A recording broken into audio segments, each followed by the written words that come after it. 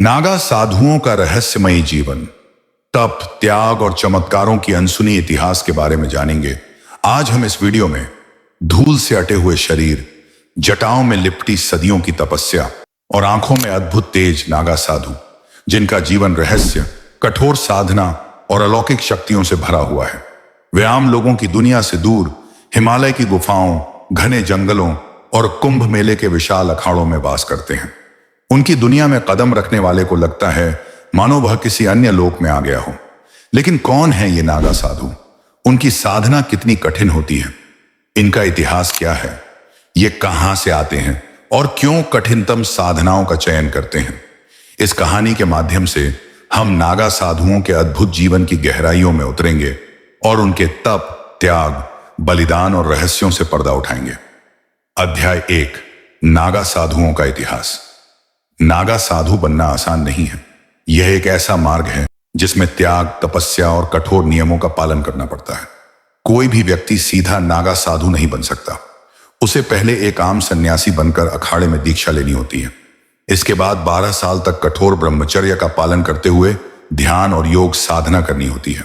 नागा साधुओं का इतिहास प्राचीन भारत से जुड़ा हुआ है। ऐसी मान्यता है कि यह परंपरा भगवान दत्तात्रेय और आदि शंकराचार्य से शुरू हुई।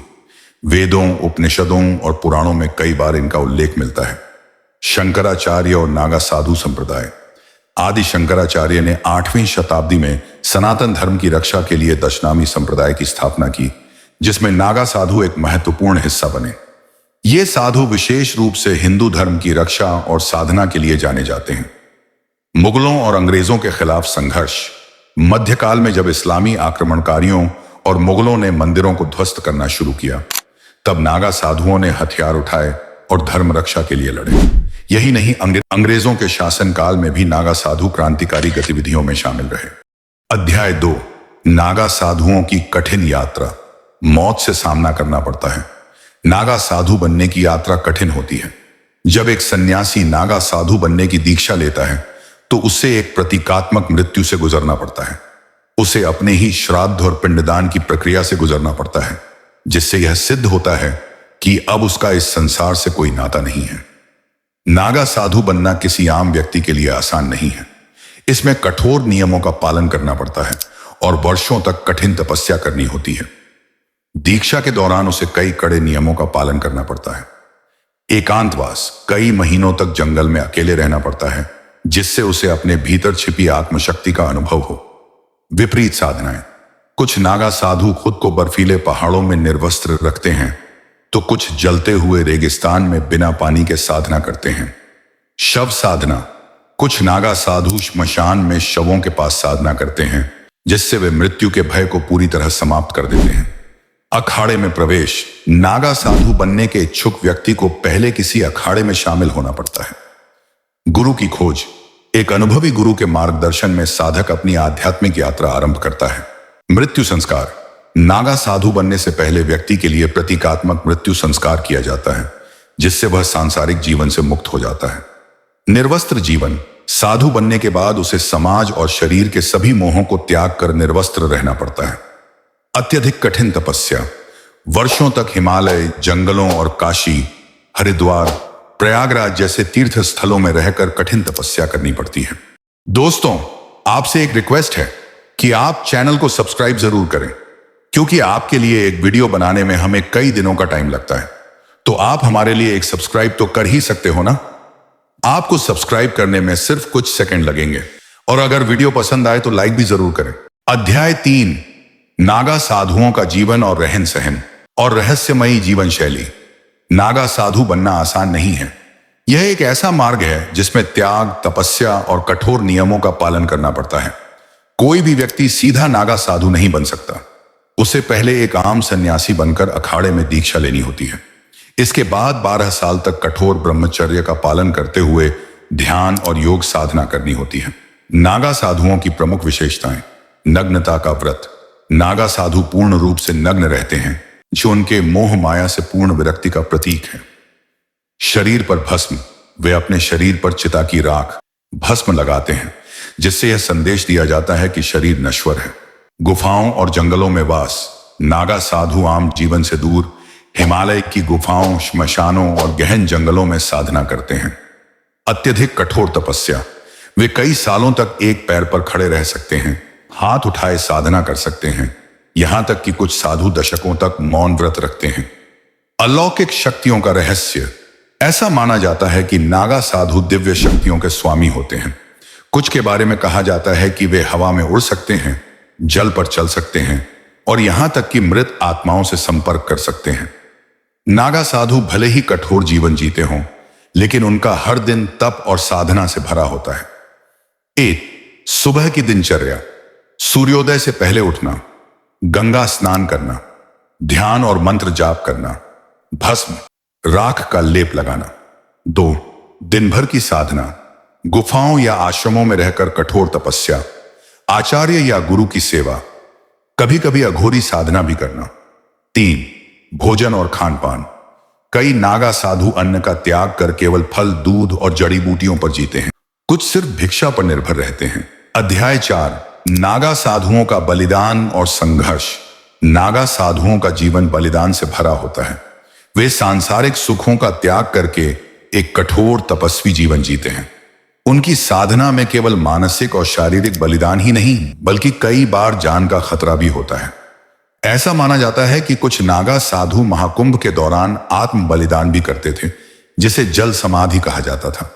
हालांकि यह परंपरा अब लगभग समाप्त हो चुकी है। नागा साधुओं का मुख्य उद्देश्य धर्म की रक्षा और आध्यात्मिक ज्ञान प्राप्त करना होता है।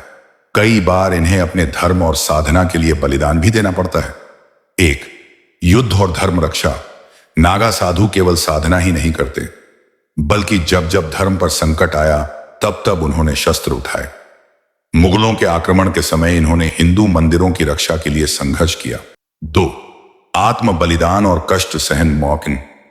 कुछ नागा साधु घोर तपस्या के लिए पूरे जीवन शरीर पर कोई वस्त्र नहीं पहनते, यहां तक कि हिमालय की कड़ाके की ठंड में भी निर्वस्त्र रहते हैं। कुछ नागा साधु वर्षों तक एक पैर पर खड़े होकर या अग्नि के चारों ओर बैठकर साधना करते हैं। अध्याय 5, नागा साधुओं के चमत्कार और रहस्य। नागा साधुओं के बारे में कई चमत्कारी कहानियां प्रचलित हैं। कुछ कहते हैं कि ये साधु आग में जलने से नहीं मरते, बर्फ में बिना कपड़ों के भी जीवित रह सकते हैं और यहां तक कि अपनी चेतना को शरीर से बाहर निकाल सकते हैं। नागा साधु अपनी असाधारण क्षमताओं के लिए भी इन्हें सिद्धियां प्राप्त होती हैं और ये चमत्कारी कार्य करने में सक्षम होते हैं। प्रसिद्ध चमत्कारी घटनाएं। गंगा पर चलने वाले साधु। वाराणसी के एक नागा साधु के बारे में कहा जाता है कि उन्होंने एक बार गंगा नदी के जल पर चलते हुए उसे पार किया था। शरीर को जल में परिवर्तित करना। कुछ साधुओं के बारे में मान्यता है कि वे अपने शरीर को इतना हल्का कर सकते हैं कि वे जल में विलीन हो जाएं। हवा में उड़ने वाले नागा साधु। कुछ भक्तों का दावा है कि उन्होंने नागा साधुओं को ध्यान के दौरान हवा में तैरते देखा है। भविष्यवाणी करने की शक्ति। कई नागा साधुओं को भविष्य देख लेने की क्षमता प्राप्त होती है, जिससे वे कई महत्वपूर्ण घटनाओं की भविष्यवाणी कर चुके हैं। 1. शरीर पर भयंकर तापमान का असर नहीं होता। नागा साधु तापमान में भी निर्वस्त्र रह सकते हैं और जलती आग पर बिना झुलसे बैठ सकते हैं। 2. भविष्यवाणी और ध्यान की शक्ति। कई नागा साधु भविष्यवाणी करने में सक्षम होते हैं और ध्यान की शक्ति से किसी की मनुष्य स्थिति को समझ सकते हैं। 3. मृत्यु को नियंत्रित करने की शक्ति। कुछ साधु अपनी मृत्यु की तिथि स्वयं तय कर सकते हैं और समाधि में लीन हो सकते हैं। अध्याय 6, कुंभ मेले में नागा साधुओं की भूमिका। नागा साधु मुख्य रूप से हर 12 साल में होने वाले महाकुंभ मेले में अपनी उपस्थिति दर्ज कराते हैं। ये सबसे पहले शाही स्नान करते हैं, जो धार्मिक दृष्टि से अत्यंत महत्वपूर्ण माना जाता है। कुंभ में नागा साधु अपने शिष्यों को दीक्षा देते हैं और आध्यात्मिक चर्चाएं करते हैं। यह अवसर नागा साधुओं के लिए संगठित होने और अपनी शक्ति प्रदर्शित करने का भी होता है। अध्याय 7, आधुनिक युग में नागा साधुओं का स्थान। आज के युग में भी नागा साधु अपनी प्राचीन परंपराओं का पालन कर रहे हैं। हालांकि आधुनिकता के कारण इनकी संख्या में कुछ कमी आई है, लेकिन इनके तप और बलिदान की गाथाएं आज भी लोगों को आकर्षित करती हैं। नए युग के नागा साधु। अब कई शिक्षित युवा भी नागा साधु बनने की ओर आकर्षित हो रहे हैं। वे तकनीक और आधुनिक विज्ञान को आध्यात्मिकता से जोड़कर साधना कर रहे हैं। नागा साधु केवल साधारण सन्यासी नहीं है, वे शिव के दूत हैं, कठोर तपस्या द्वारा इस संसार की सीमाओं को लांघ चुके हैं। उनका जीवन रहस्यों से भरा है और शायद इसे पूरी तरह से समझ पाना असंभव भी है। वे हमारी कल्पना से परे एक ऐसी दुनिया में रहते हैं जहां शरीर की सीमाएं टूट जाती हैं, मृत्यु का भय समाप्त हो जाता है और आत्मा ब्रह्मांड से जुड़ जाती है। उनकी यात्रा कठिन होती है, लेकिन जो इस मार्ग पर चल पड़ता है वह स्वयं को कालातीत और अमृता के मार्ग पर अग्रसर कर लेता है। तो अगली बार जब आप किसी कुंभ मेले में किसी नागा साधु को देखें तो यह मत समझिए कि वह केवल एक साधारण सन्यासी है। हो सकता है कि वह समय और मृत्यु से परे किसी और ही लोक का यात्री हो।